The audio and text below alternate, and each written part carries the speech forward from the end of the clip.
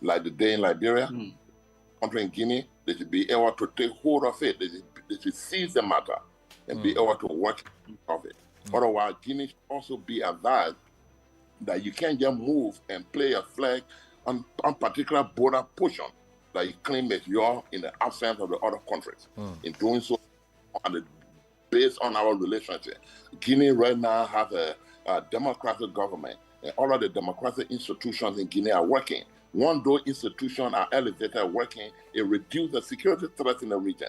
The security threat level is reduced because we have a democratic government, and we should follow on those things so that we can continue to have the peace we enjoy. Other than that, the region stays fragile.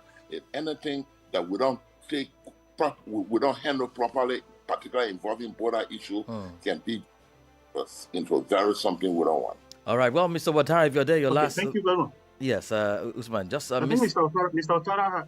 Otara was having a network issue. He's not back yet. Okay. But I want to just go over to James, of course, being the man in the front line. James, if you can hear me, of course, we can't talk too much about the Mano River Union, which, of course, was purposely built to prevent another conflict like the one we had in the 1990s.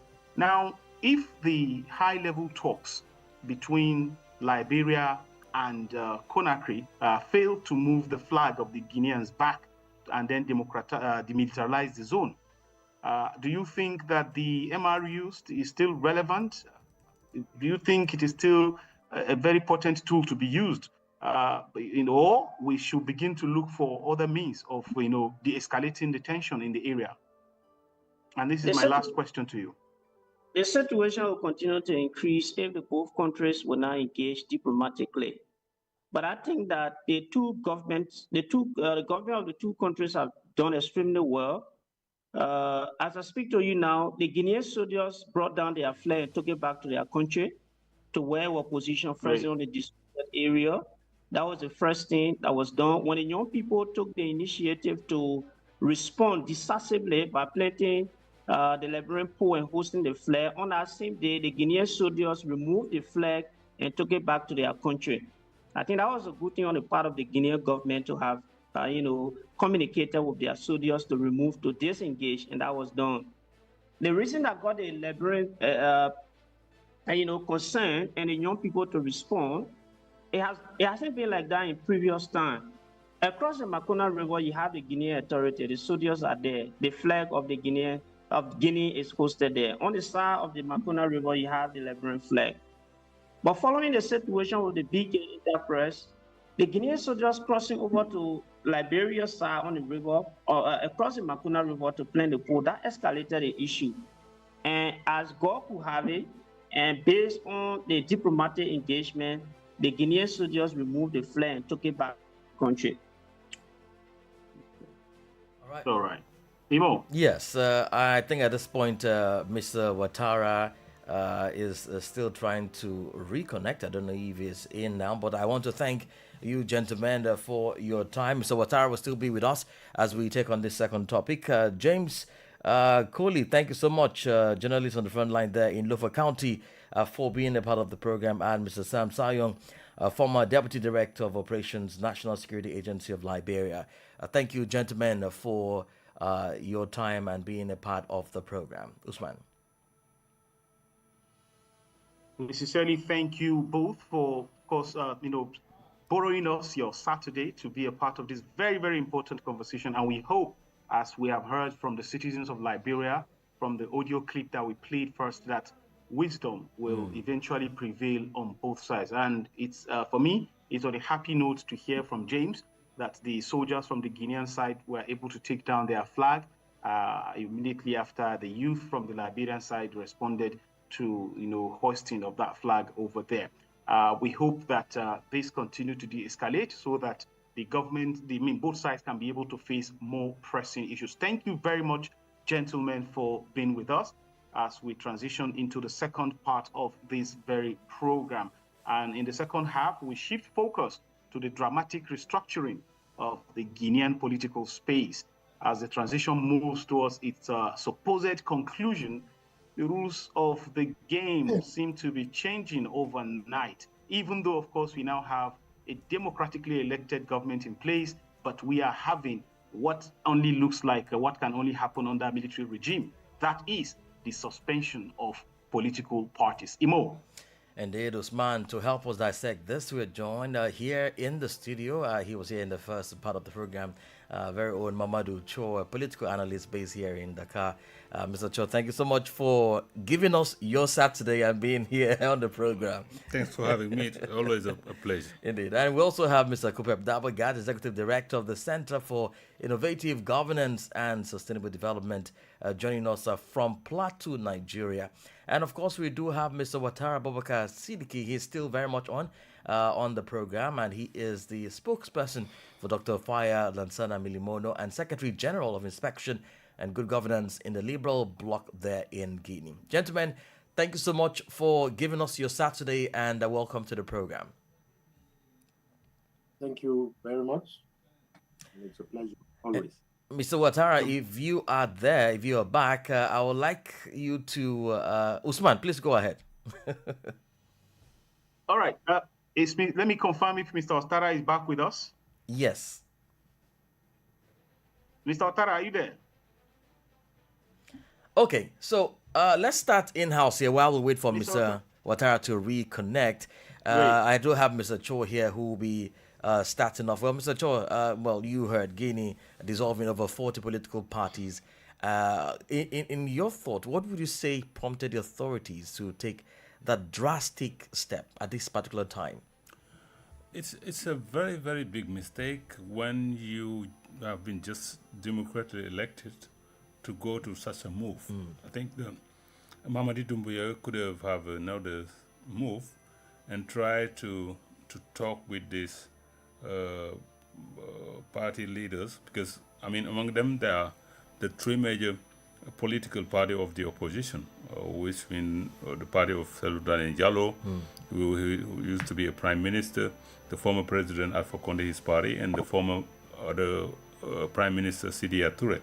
So these are key parties who have been participating over the last 20 or more years in the election, and do have some kind of very good, percentages as results. So when you arrive and then you say that all these parties are not coping with the rules, so it makes people, laughing at, hey, look, what is Mamadi Doumbouya doing? But we understand what is the main game in doing that. He wanna, try to put them aside, because he knew that if these parties are still, operating in Guinea, even if he's newly elected for seven-year term, it will be very hard for him, because these parties are well connected at the local basis, and the coming election for the mayors are, I think, next May or things like that, and for the parliament. So he is trying to get them aside, but also we can understand the move of the authorities, because I'm convinced that when a party is created, it is meant to participate in the election. Yes. But what we are saying in most African countries, you can see a party who have been created for more than 20 years, had never participated in any election. So what they are doing, as soon as a newly government is in place, try to have an alliance, and then moving from government to government, never ever participating in election. And this is not something acceptable. Let me cross over to Guinea. Mr. Watara has joined us. Mr. Watara, I know this dissolution involves your party and affects your party clearly. Would you see this as a broader political reform agenda of President Doumbouya, or is just an enforcement of existing laws governing political parties? Not affected. Please go ahead. My party is not affected my party is not affected of this dissolution. Okay. So what I can say is that at the beginning of the transition, there was a dialogue. And during that dialogue, we clearly stated that we have to reduce the number of parties because we had a lot. Now, what has happened these days by the Ministry of Decentralization has many questions that it raises. Why? Because before this reduction, there were an evaluation made by this government whereby they gave certificates to many parties to be who were capable of continuing their activities. And with all surprise, we see the same administration coming and dissolve those parties. The question is, why did they give them certificate to continue operating? First. Second, why at this moment, while we go into election? Third, it's based on which criteria did they dissolve those parties? So these are certain questions we have to ask ourselves, analyze, and see why it is done like this. The answers that I can give to are, first, since the state is about to create a new party, which is the JMD, they need more and more participants. So for them, when they dissolve those parties, maybe a lot of them will go towards that big party. Second aspect, the big parties that we all know, UFDG, FPG, PFR, are parties that have more than 80% of the population. How can we dissolve those parties? If there are members of the party who have created problems or who are in violence, I think the law is clear. They can pursue those people, but not to dissolve the party. I'm just surprised because I could not understand why we are trying to establish democracy in our country. We are now dissolving 40 parties. It's something that is worrying. Usman. Okay. Mr. Dabugat, you've been listening keenly, and I'm very sure you have your own opinions. I always like to understand, what was your first reaction to the news of the dissolution of over 40 political parties by the president of Guinea, Mamadou Doumbouya? Well, thank you very much for having me on this program. I think I will start by saying that I am not surprised with the trend of authoritarianism that is spreading across West Africa. But I will look at it more from an externalist view, which would combine my thinking both around Guinea, extending to the AES states, as well as across the other African countries where we are seeing, West African countries, where we are seeing increasing tendencies towards authoritarianism. I think it's a trend that is going on, whether it is in the electoral process or in the governance process generally, or it is happening or it is observable momentarily in one country. But the fact remains that where West Africa is today is such that it seemingly is not able to contend with the anti-democratic, forces and tendencies that are spreading across the region. I say this because we've seen increasingly the tendencies towards coup, or people coming to power through authoritarian means. And we've seen several of those across West Africa.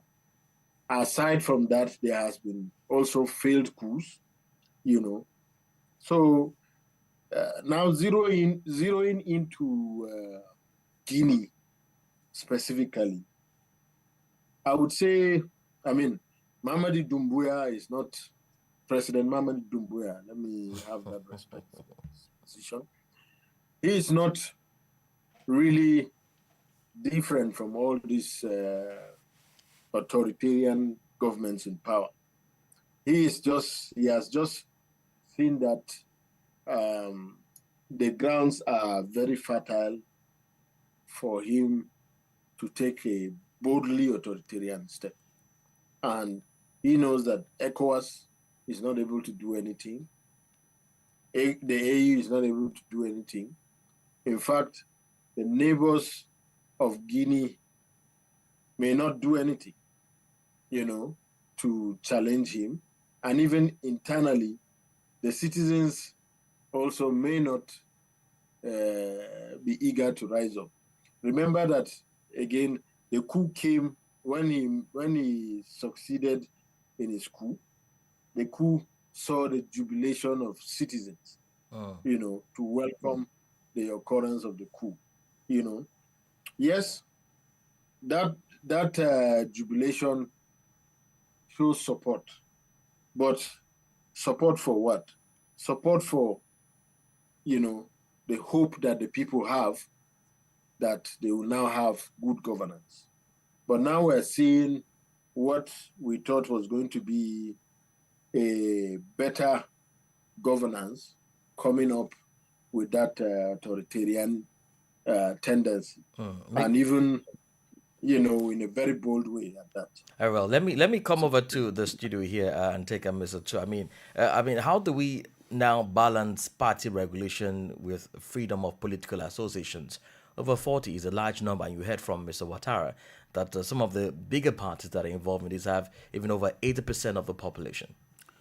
In fact, here there is a paradox in the move by. And Imo, I just wanted to add that it's very important to also state, Mr. Theo, before you respond, I just wanted to add that part of the parties that were actually dissolved include the very, very strong opposition political parties that would have actually given the president what is referred to as a very robust opposition.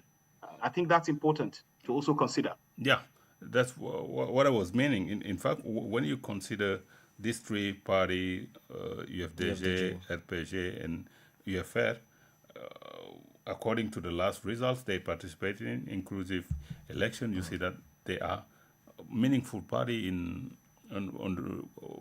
the political landscape in Guinea. So you cannot. The best move is to try, if they are not coping with the new rules, to help them try to adapt.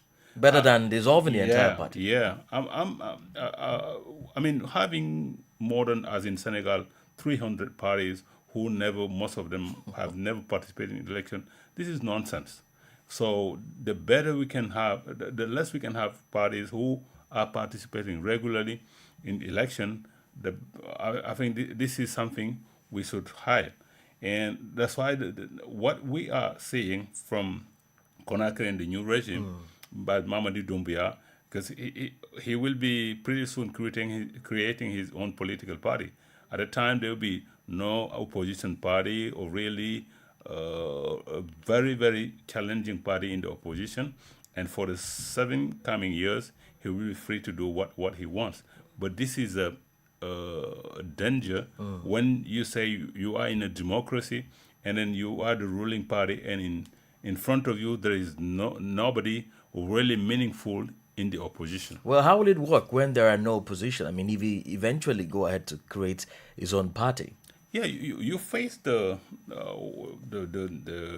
citizens. Are we not going back to where they are coming from? Yeah, I think when you look at Guinea over the last 15 or since the presidency election of 2010, which was between Seloudane Diallo and President Condé, who finally won in the second in the runoff. So you see how far they have come to at least start a successful electoral democracy. No matter what you think, I think we can at least say that it was something, even if it was not what we wanted, it was a very successful, at least democratic election. What I believe in, Alpha Conde is guilty of what we are witnessing right now. Because if he respected the two-term limit, so there won't be Mamadi Doumbouya, in doing a coup, and then, not respecting his word not to be candidate, and we see that all this thing is not a part of the context now. So, yes, when you see how these three major parties, those who are leading them, you make a comparison to what is happening in Senegal in 2 years ago when Ousmane Sonko, who was supposed to be the candidate, and then who could not, take part in this election and decided to choose somebody else. It brings us to the main question in most African, we see it in Cote d'Ivoire with when Alassane Ouattara and the other Cheikh, the former ruling party, people think that if they are not the right man at the right place, there is nobody else. And when you are in a context where you don't have maybe all the tools in hand to make things change, as in Guinea, because Selou, all of them, they are in exile. So how they can, try to listen to Selou? He said that he's now really ready to fight Mamadi Doumbouya to, just save the Guinea and his democracy. But when you are abroad, how will you succeed in doing that? To fight that. Yeah, it's very, very difficult. I think that he's a good politician, but he's going to a failure. And the problem is we have here now a 7-term limit, which is too long. Yeah. When you are in a democracy, as in country like Nigeria, Ghana, 4 years is enough. Even 5 years, I say it's still long. Yeah, because when you elect somebody who is not up to the task, it means you have to suffer for 7 years for his failures and many, many, many other things. Usman. All right. I want to go over to Mr. Ouattara, being the person on ground in Guinea. Of course, when we were covering this particular story for WADR, we heard audio clips where opposition figures mentioned that resistance is now a moral duty, quote, end of quote. Resistance is now a moral duty. And now, by removing the legal and parliamentary avenues for these political parties like the UFDG and RPG, isn't the government inadvertently pushing political expression into the streets, or at worst, underground, thereby increasing the risk of regional instability? Are these fears part of what the opposition are harboring right now? Mr. Ouattara. Look, Mr. in the Ouattara. past, yes, I'm here. In the past, that was possible. In the past, those invectives and violent communication could make effect. But now, this government has been able to canalize all those violent areas, because all the young people who support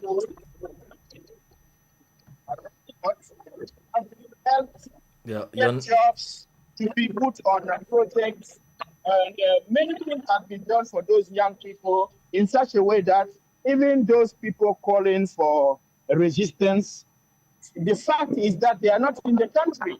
And how can you call somebody on resistance if yourself cannot stay?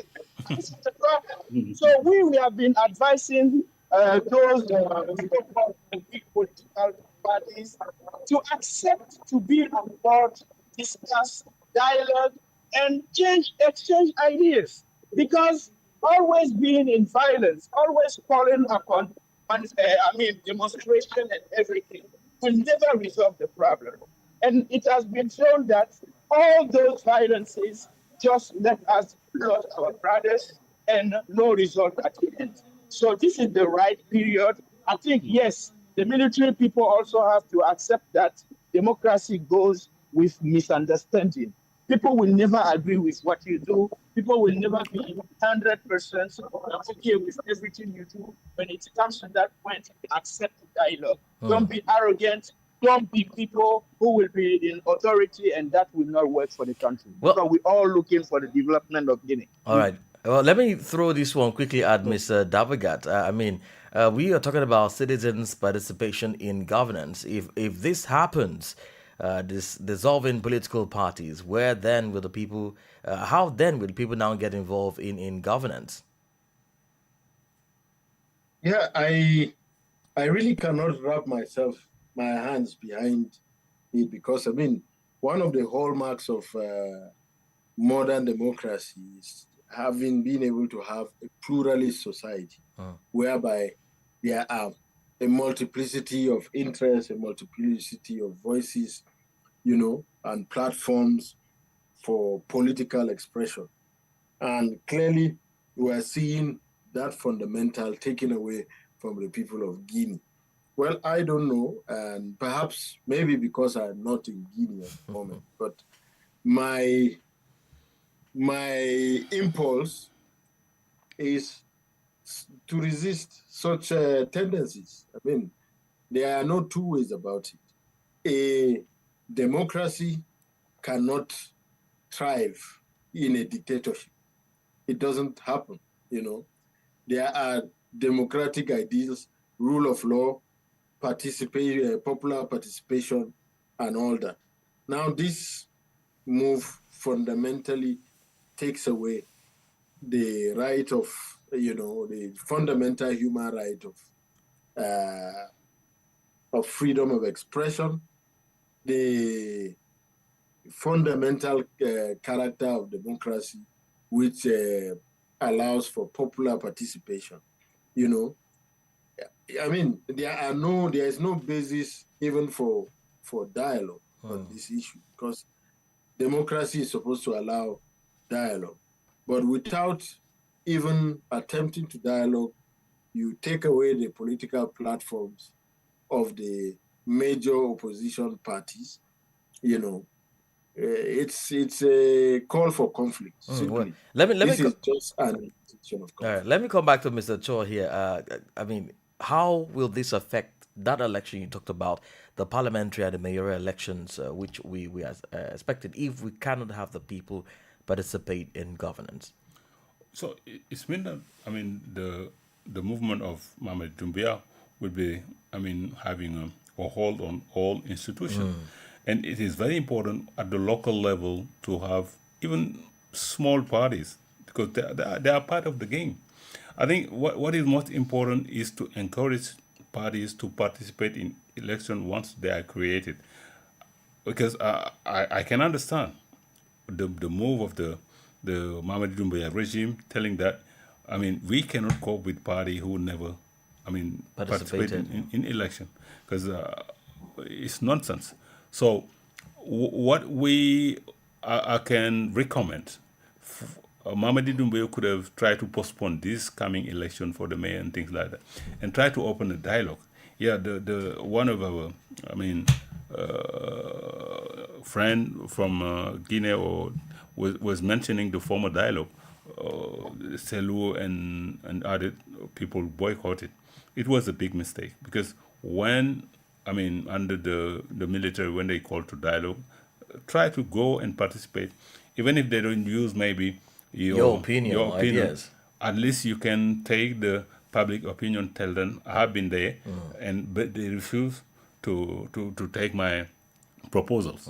So the fact of boycotting is a very big mistake, as the former president of Senegal was saying.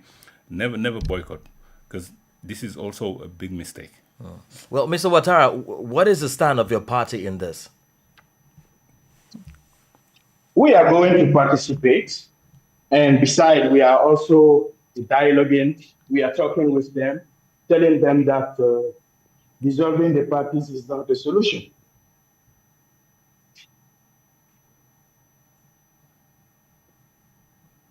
Mr. Ouattara, are you there? Please unmute. Yes, this is what I'm saying. I said we are going to participate. Okay. We are going to participate, and at the same time, we are negotiating with the government to tell them that dissolving the parties is not a solution. They need to talk to them. Right. If there are rules they have to apply, they should apply.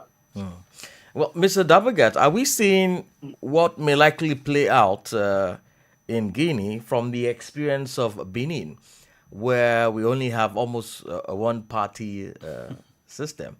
Is that where we're heading to in Guinea? Well, I think it makes it easier for an authoritarian government to exist. That is why, I mean, they are all moving towards that direction, you know. But yeah, I think just as one of the colleagues in the studio had remarked now, I mean, it is important that there should be rules. If you are penalizing these parties according to the rules, the political, act or the electoral act, then that is something straightforward. But you have not really come up with a clear guideline of political party participation in politics. And then you wake up one day and decide that they are scrapped, Boycott, by the way, boycotting an election is still a political strategy. You don't close them off simply because they have decided to boycott. I mean, it's their choice, But yes, participation is always very, very important. And in this case, they have not been given a chance to even participate. They are simply just swept aside. So they don't even have the right to participate, So I don't see how the new government in Guinea can have a smooth sail with this kind of policy early on in the regime. Okay. You are just coming into government and you are beginning to antagonize even without already settling down as a politician. It does not make sense. It just shows a tendency that perhaps you are waiting to get into power and completely scrap, elements of democracy that are supposed to be guaranteed, Osman. All right. Thank you very much, Mr. Dabugat. Before I let you go, I have a question for Mr. Theo in the studio. But before I let you go, I wanted to ask whether you also see this, because as we're having this conversation, I was just reflecting on the situation in Nigeria, where we have the president's party. Everybody seems to be dumping their party for the president party, leading us ultimately towards a one-party system. And also, Imo has cited the example of Benin. And I'm now asking, is this a new trend that we're beginning to see among African democracies? Well, just briefly, before I go over to Mr. Theo in the studio. Yes, but as I said, yes, go ahead. I said this is part of the, trend of democratic decline in the region. Initially it stopped only at the level of, the people in power attempting to just prevent the opposition from being able to field strong candidates. So they find a way of eliminating strong candidates from the contest. But now they are ready to scrap the opposition or to render it completely null. So such tendencies, are not new. And Mamadi Doumbouya seems to have taken this trend even to the next level, where very, very extreme. Thank you very much, Mr. Dabugat. Yes.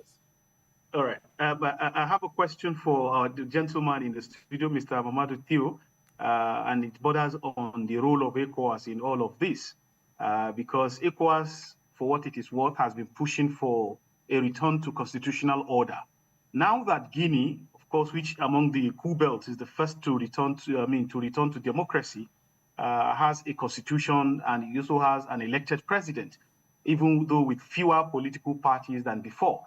Does ECOWAS now have the moral or legal grounds to intervene? Or has Mamadou Doumbouya now successfully checked the boxes to avoid regional sanctions? Unfortunately, no. I mean, another practical example is the neighboring Guinea-Bissau. Look at the way ECOWAS is behaving there. Yes. We know who won the election, but I mean, ECOWAS accepted it, the fait accompli by the military, and I think ECOWAS failed there in trying to save the Guinea-Bissau democracy, which was quite successful over the last 10 years with the two democratically elected presidents. The problem is since Mali, Burkina Faso, Niger leaving the organization, ECOWAS is afraid of telling the truth to other countries because he's afraid of seeing more and more member countries leaving the organization. And I think this is a big mistake. ECOWAS should be should take a stand against this kind of anti-democratic, tendencies. Because I mean, our friend was just mentioning what we are, the trend as we see it and the last election in Côte d'Ivoire, Ousmane Sonko, Hamadou in Niger, a tendency in Benin, the coming election in next April, the major opposition party is excluded, and ECOWAS has never sound the alarm. So the question we should ask, what is ECOWAS useful for us now, if it cannot fight for at least this democracy who has been successful in countries like Benin and who is going back to a single party system.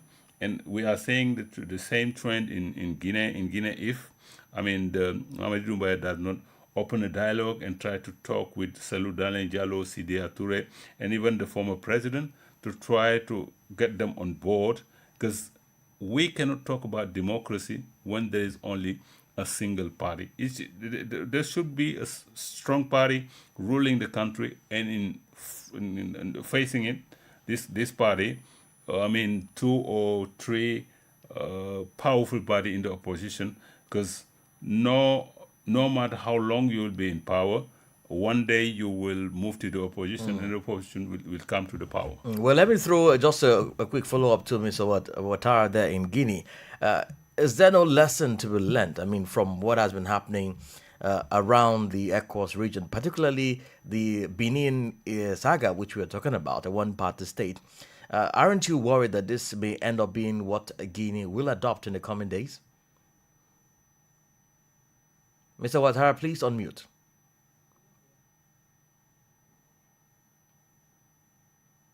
Mr. Ouattara, please unmute. Okay, well, Mr. Cho, since you're here, while we wait for him to unmute his microphone, is Guinea failing to learn lessons from antecedents? Yeah, when you look at how long though they have come since what we witnessed under Dadis Camara, who had been tried and put in jail, even if he's released, they tried to at least start a democratic process under the former president Alpha Conde, and people did hail for that, and then the political landscape was vibrant, no matter what you can say, because Cellou was participating and Sidya Touré and all the political parties. But I go back to what I said about Alpha Conde not respecting the 2 terms limit. This is the main problem who bring the situation we are witnessing right now. And also going back to ECOWAS, I think when you condemn military coup, you should condemn at the same time the constitutional coup. When the constitution say you have 2 terms limit, it should be respected. But some argue that this is an internal issue. No, there's no kind of internal, because when we are part of the sub-regional communities, so if things are going astray in Guinea, it can have impact in neighboring countries like Guinea-Bissau, which is in trouble, Senegal, and things like that. So we better have a peaceful, democratic process in all countries. Usman. Yes, I think Mr. Ouattara is back. Am I correct? Yes. Mr. Ouattara, can you hear us? You have to unmute your mic. Your mic is muted. Yes, I can hear you. I can hear you. I can hear you. All right. Okay, it's been a struggle, but it's good to have you back. Imo, you can take on Mr. Ouattara. Yes, I was asking earlier. I mean, is there no lesson? Don't take me. Mr. Ouattara, I was asking if there is no lesson to be learned from what is happening around us in Benin, Togo, and the rest. Of course, there is a lesson to be learned. If our intellectuals or people who learned political studies, who learned, law, were able to establish a real democracy in our different countries, for sure we will not have those coup d'etats and everything we have got to. Now, they have not been responsible enough. They have not been patriotic enough. Now, the military people also, since it is in their duty, if everything is not going well, they have to take the power. It is part of their responsibility. It is part of their, it is their right if political issues are not working for them to take the power. This is their right. Now that they have taken it all over West Africa, Benin, Burkina, Guinea, and all those things, it is up to the different intellectuals, or up to all those who learned law and political science to know that we need to do politics differently. We need to follow the democracy principles, and then things will be good. Because all those countries who are able today to be developed, you take Ghana, you take Nigeria, you take all those countries, it's because they have accepted to follow the principles. But if we don't follow the principle, the military will always take the power. Well, as a way of rounding off this conversation, Mr. Ouattara, what will be your last take, and what should we be expecting in the coming days as regards this matter? What I hope for Guinea is that, in case the government does not accept to come on table, or those so-called big parties don't accept to come on table, they should at least know that there are other parties on the field who are really willing to change the country, so they can support them.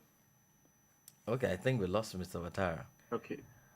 All right. Well, Mr. Kopep, as we go, what are you expecting in the coming? Can you hear me? Yes, we can hear you, Mr. Ouattara, but we're rounding off now. Yeah, I had a call. That's why. Okay. So I said, if our intellectual or our political parties know that they really want to change the country, we have parties who have no problem with the government. All right. Well, let me cross over to Mr. Kopep. Well, in 30 seconds, your last thought on this and your expectations in the coming days. Mr. Dabagat, please unmute. Please unmute, Mr. Dabagat, if you can hear me. Yeah, I would say I like a piece of the ideas that came off the comment by Mr. Ouattara. He is suggesting a rethinking of a sort of governance system that would fit us somehow, or a thinking around how to ensure democracy is entrenched in West Africa. I think that is a conversation that is long overdue. All right. West Africans need to have that conversation. Okay. Because these trends are going in the same direction always. All right. I think let me leave you indeed. Thank you very much. Usman. Thank you very much. And Mr. Theo, your final thought in 30 seconds. Yeah, let's hope that President Mamadou Doumbouya, because he is the president now, democratic elected, and in a democracy you should have a vibrant opposition, and I think these three major opposition have their say in the democracy in Guinea for the next 7 years. He will be ruling the country. Let's hope that there will be a dialogue to try to at least get the opposition in the local assemblies and at the parliament. Indeed. Well, many thanks, Mr. Mamadou Cho, here, political analyst based here in Dakar. And I would like to thank all of you gentlemen for your time. Mr. Kopet Dabagat there in Plateau, Nigeria. Mr. Watara Bobakar Siddiqui there in Guinea for being a part of the program. Usman. Yes, of course, and you can find this broadcast on our website, wadr.org, and all of our streaming platforms. I want to say sincere thank you for investing your time, those who followed us on the live stream and those who listened on radio. Till we come your way again next week, I am Usman Umar. Thank you for your time. And I am Imoy Det. Many thanks to our technical and production team. Do join Abdullah Hassan in the next 1 minute for our news at noon. Goodbye. Ladies and gentlemen, may I have your attention, please? Your current affairs program, Citizens Hour, is now more inclusive, more educative, and brings you a broader perspective on political and governance matters. This quarter on Citizens Hour, we spotlight issues on democracy, civic education, women and youth participation in governance, and other policy issues. Every Saturday, starting at 10 a.m. and a repeat broadcast at 6 p.m. on West Africa Democracy Radio, 94.9 FM, Dakar. Also, don't miss our special monthly debate, which comes up every last Saturday of the month on trending political and governance issues.